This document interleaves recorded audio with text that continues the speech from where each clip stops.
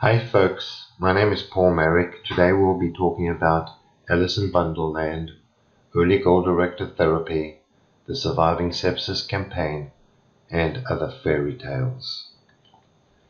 Essentially, we'll be evaluating the scientific evidence on which the current sepsis protocols are based. First, we should define what a fairy tale is.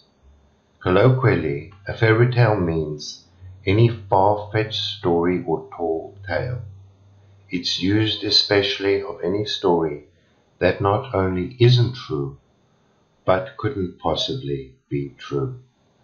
And as we'll see, this fairy tale applies to what we'll be talking about today. The 4 fairy tales include early goal-directed therapy, the surviving sepsis campaign, Lactate Clearance, and Alice in Bundleland.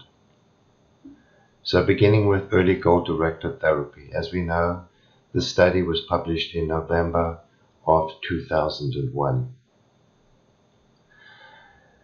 According to the author, 288 patients were randomized, however only 263 were included.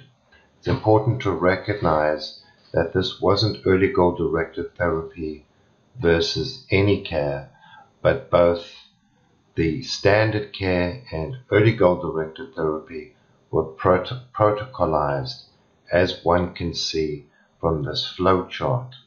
The only difference between the 2 limbs of the study was what's indicated at the bottom right-hand corner of this graph, namely, if the mixed venous was not above 70, patients received blood or inotropic agents.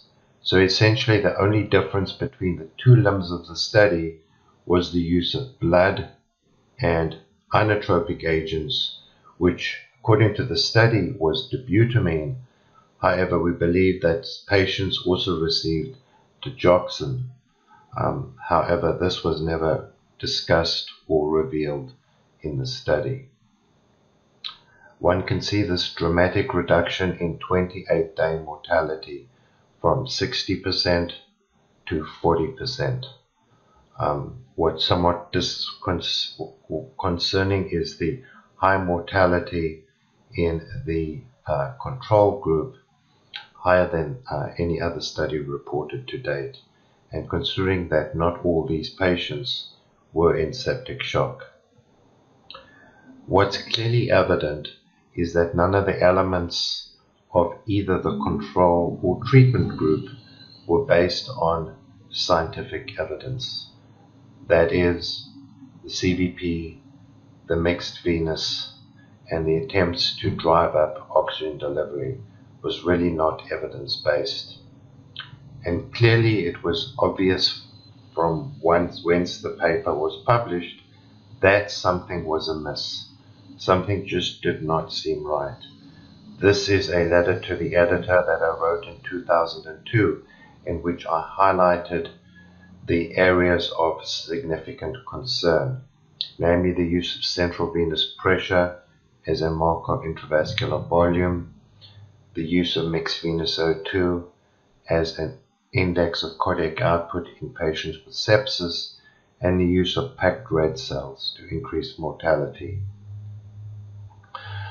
What wasn't revealed in the study was the significant conflict of interest between the prime author of the study. This is from the United States Patent and Trademark Office, which shows that in October 1997, Dr. Rivers applied for a patent for the use of this oximetric central venous catheter. The conflict of interest was never declared in the paper nor dealt with. And indeed, the severe conflict of interest would exclude the prime author from participating in the study. In 2008, this article appeared on the front page of the Wall Street Journal with reference to the early goal-directed study. Hospital statisticians who had worked on it had concerns about the data and recalculated the results with all 288 patients, according to people familiar with the events. As we saw from the initial flow sheet, 288 patients were randomized, but only 263 were included in the study. When they did this, people say the death gap wasn't statistically significant.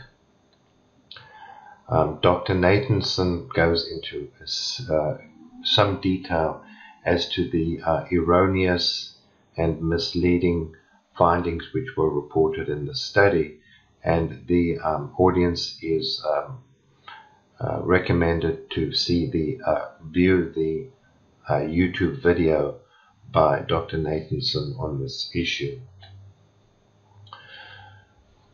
So it would appear that early goal-directed therapy is somewhat of a bogus study. We then move on to the Surviving Sepsis campaign.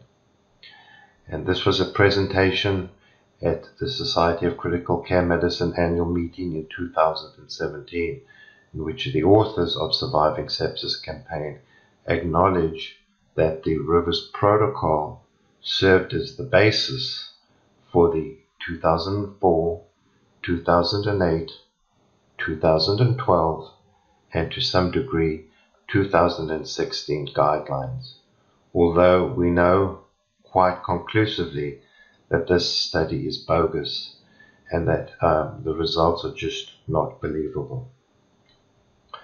So this was the Surviving Sepsis campaign guideline published in 2004. The guideline, as we said, was based on the Rivers study published in New England Journal in 2001, and the elements of the 6-hour bundle include a CVP of 8 to 12 and 12 to 15 on a ventilator, a MAP of 65, a mixed venous of 70, which one achieved with the use of blood and or dobutamine, together with activated protein C or Zygris. So, what are the origins of the Surviving Sepsis campaign? How did this come to being?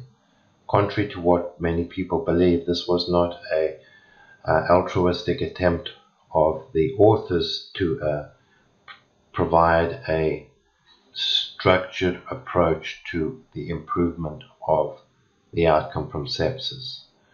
So one actually has to look back to 2001, when Eli Lilly and Company announced the approval of Zygris. The approval of Zygris breaks new ground, says Mitchell Levy, MD, FCCM. From this graph, one can see the timeline from the publication of the prior study and highlighting the sales of activated protein C. We can see that initially the sales were somewhat sluggish. However, in 2002, there was the Surviving Sepsis campaign was launched, and this was associated with an increase in sales. What then became evident in 2006 was that the Surviving Sepsis campaign was in fact engineered, designed, and orchestrated by Eli Lilly and Company. This is a paper from the New England Journal of Medicine in October of 2006. To improve sales of activated protein C in 2002, Lilly hired Valcito and Company, a public relations firm, to develop and help implement a marketing strategy. So this was indeed a marketing strategy. The Surviving Sepsis campaign was established in theory, under mark in theory, to raise awareness of severe sepsis and generate momentum towards the development of treatment guidelines. Lilly provided 90% of the funding, and almost all participants had financial or other relationships with the company. The remaining 10% was provided by American Edwards, manufacturer of the Precept catheter used to treat sepsis. This was a presentation of Dr. Dillinger in 2010. So this followed 4 years after the paper in the New England Journal of Medicine. This is titled The Surviving Sepsis Campaign Update by Dr. Dillinger. In the disclosures, he states that the Surviving Sepsis Campaign was funded by Eli Lilly and Company as the predominant source of support. So indeed, 2004-2008 guidelines were supported by Eli Lilly and Company. We know that in 2011-2012, activated protein C was shown not to change or alter the 28 and 90-day mortality from septic shock, and it was withdrawn from the market. This paper was published in 2010, quite a remarkable paper. It's entitled The End of the Line for Surviving Sepsis Campaign, but not for early goal-directed therapy. This was published by Dr. Rivers. The logic of that statement is entirely unclear. What he states in this paper is that attainment of a CVP above 8 and a mixed venous above 70 did not influence survival in patients with septic shock, and this was based on data from the Surviving Sepsis Campaign. It's therefore difficult to reconcile how early goal-directed therapy should still have a role and not the Surviving Sepsis Campaign. We know that the 2004 guidelines were followed by the 2008 guidelines, the 2012 guidelines, and the 2016 guidelines. And to a large extent, the authorship remained somewhat the same. However, the number of authors increased quite substantially over time. Then in 2013-2014, 3 large randomized controlled trials were published, which essentially showed that early goal-directed therapy did not improve outcome. The PROCESS, the ARISE, and the PROMISE trials. So essentially the major elements of the Surviving Sepsis Campaign came crashing down with no scientific data to support any of the pillars on which the Surviving Sepsis was based. However, in 2016, we continue on the same theme. This is the recommendation in terms of fluid resuscitation. Again, patients should receive 30 ml per kilo of crystalloid within 3 hours. This is given a strong recommendation. It's stated as low quality of evidence, but as we know, actually, there's no evidence. What is remarkable from these guidelines is that they state that if patients have pneumonia or acute lung injury, that they should be intubated prior to receiving the 30 ml per kilogram bolus of fluid, for which they're probably not going to respond positively and are certainly likely to be harmed.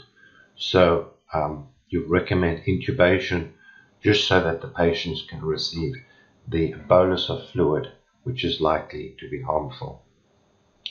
The idea of giving large fluid boluses of 30 ml per kilogram to humans may violate the maxim primum non sera and likely lead to severe volume overload with an increased risk of complications and death. Indeed, iatrogenic saltwater drowning has been demonstrated with this approach, as well as the goal of achieving a high central venous pressure. We then need to move on to the next fairy tale, that of lactate clearance.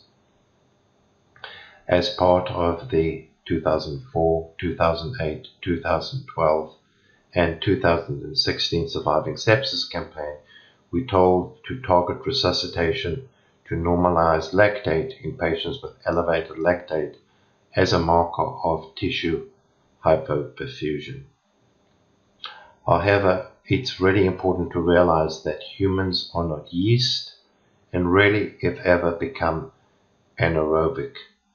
The concept that lactate is generated anaerobically in patients with sepsis is just not supported by the scientific literature. And indeed, lactate is good for you and not bad.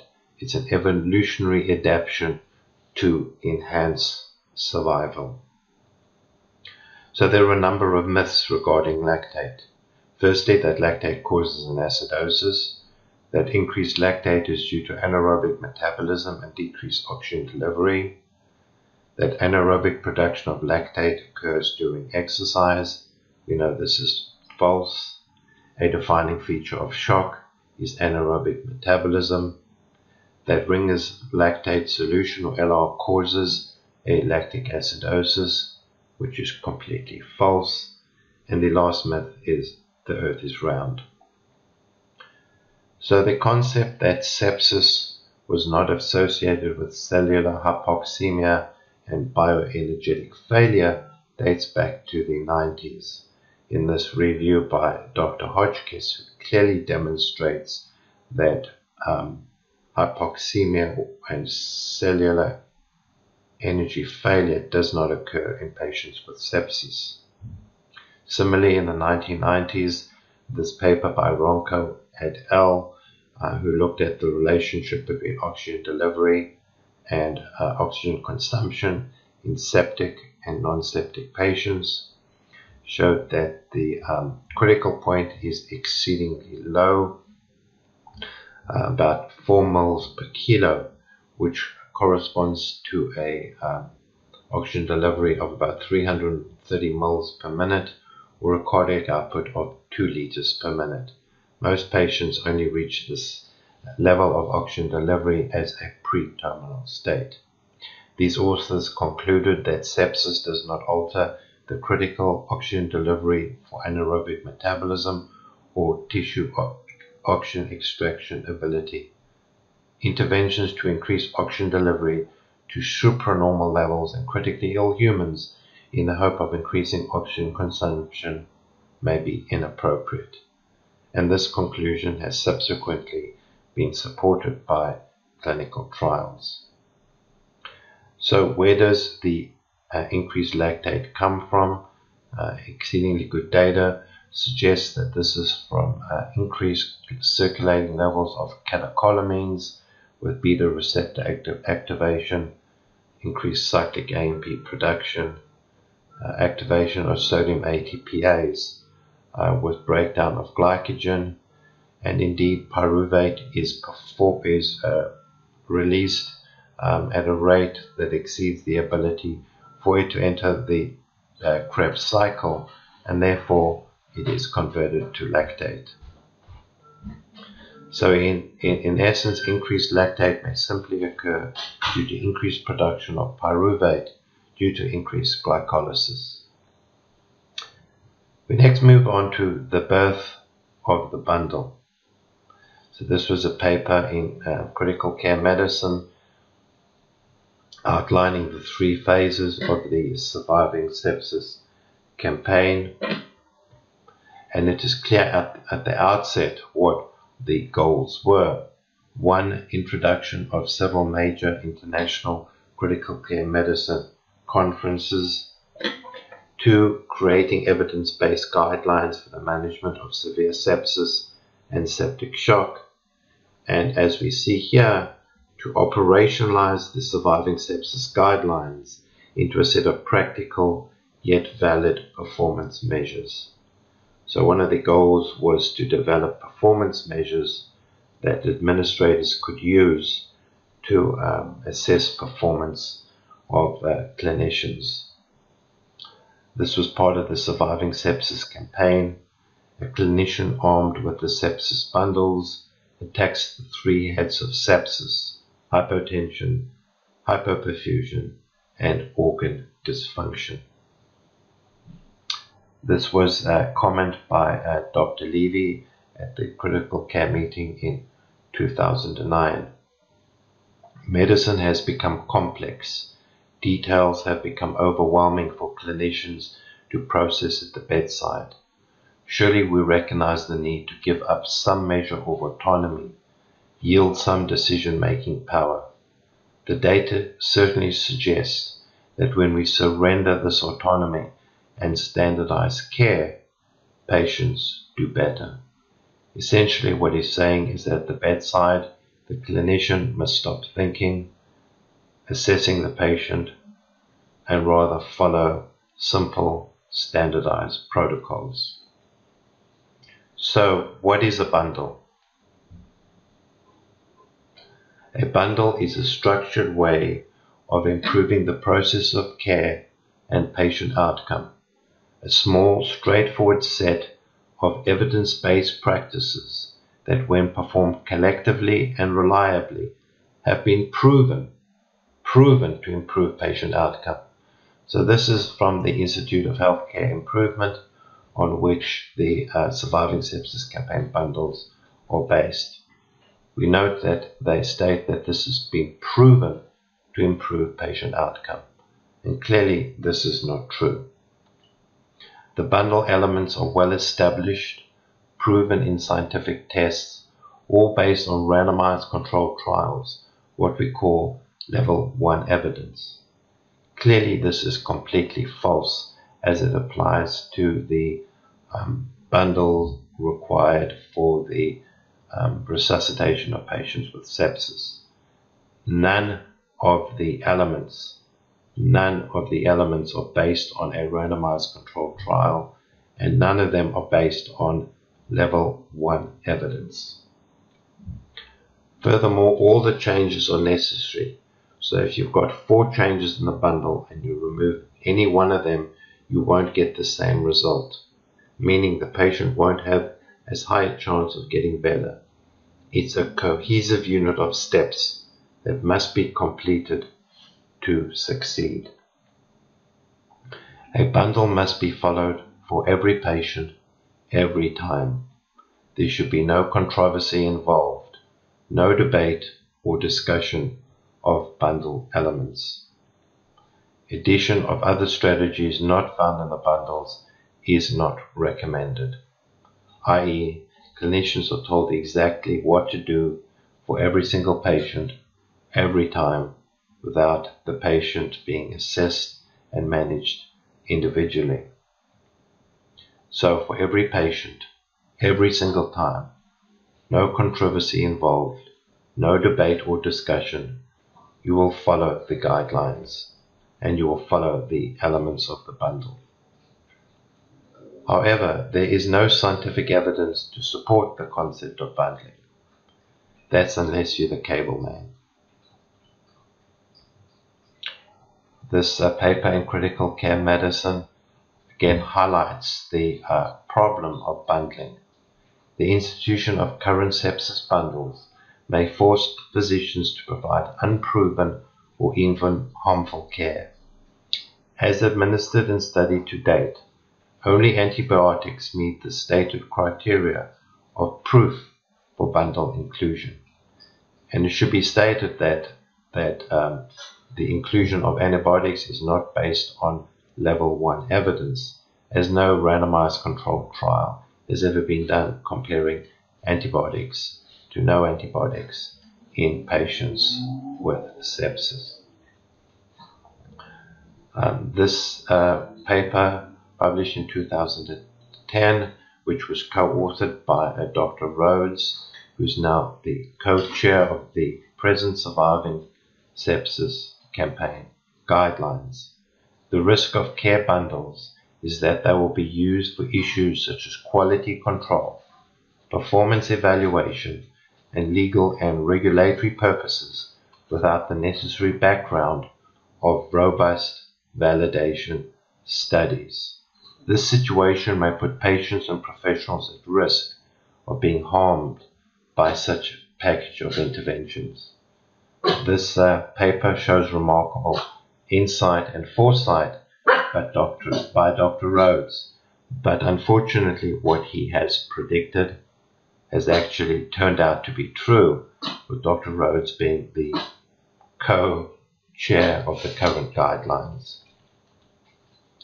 So This has led to the SEP1 Early Management Bundle for severe sepsis and septic shock, which was mandated by the National Quality Forum and the Center for Medicaid and Medicaid Services in the US, effective October 1, 2015. So this became the law of the land. This is the 0500 Severe Sepsis and Septic Shock Management Bundle. One can see that the measure steward is Henry Ford Hospital. When we look at the expert panel, Dr. Rivers from Henry Ford, William Conway from Henry Ford, obviously a severe conflict of interest, Dr. Mitchell, Dr. Dillinger, and Dr. Townsend. So the Center for Medicare and Medicaid Services has incorporated a composite measure for assessing the degree to which sepsis care in hospitals meets recommended guidelines. Consistent with the guidelines of the Surviving Sepsis campaign, this composite measure allows us to evaluate the processes associated with high quality care for patients with severe sepsis and septic shock. And as we know, there's no high quality data to support the application of the Surviving Sepsis campaign. Why a bundle or composite measure? Again, this is the most recent iteration of SEP1. A bundle is a structured way of improving processes for patient care by grouping a small set of evidence-based interventions to improve patient outcome. When delivered collectively, the interventions in the bundle have a greater impact on outcome than if each were delivered separately. Clearly, there is no scientific data to support this contention. So these are the updated Surviving Sepsis campaign bundles. Within 3 hours of presentation, patients have to have lactate measured, blood cultures obtained, broad spectrum antibiotics. Within 6 hours of presentation, the lactate levels need to be redrawn if the initial lactate was elevated. And as we've discussed and heard before, patients should receive their 30 ml per kilo of crystalloid. Clearly, apart from the use of antibiotics, none of these elements in the bundle are supported by any level of evidence. So, protocols may improve care, but beware of regression to the mean and mediocrity. And this applies particularly in resource-rich countries. Thank you for your attention.